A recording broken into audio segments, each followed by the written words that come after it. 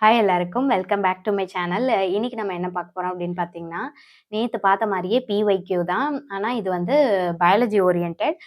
இது சிலபஸ்ல வந்து human disease அப்படிங்கிற டாபிக் கீழ வரக்கூடிய ஒரு கொஸ்டினு. லாஸ்ட் இயரோட குரூப் 1 பிரிலிம்ஸ் கொஸ்டின் தான். இந்த பக்கம் வந்து ஹார்மோன்ஸும், இந்த பக்கம் டிஸார்டரும் குடுத்துருக்காங்க. இன்சுலின், தைராக்சின், குளுக்கோகார்டிகாய்ட்ஸ், அப்புறம் குரோத் ஹார்மோன் இந்த மாரி குடுத்துருக்காங்க. இந்த பக்கம் disorder, Cushing syndrome, diabetic insipidus, diabetes mellitus, acromegaly, அப்புறம் காய்டர் இந்த மாரி குடுத்துருக்காங்க.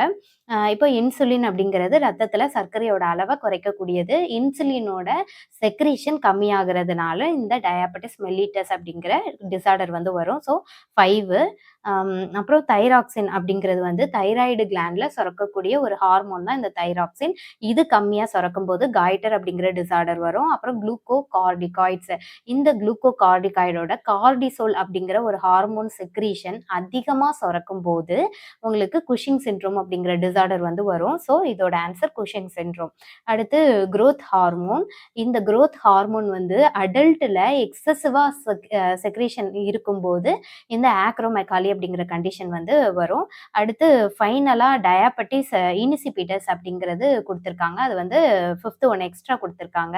இப்போ இது என்ன அப்படின்னு பார்த்தீங்கன்னா, வாசோபிரெசின் அல்லது ஆன்டி டயூரிட்டிக் ஹார்மோனோட செக்ரீஷன் வந்து கம்மியா இருக்கும்போது இந்த டயாபெட்டிஸ் இன்சிபிடஸ் அப்படிங்கிற கண்டிஷன் வந்து வரும்.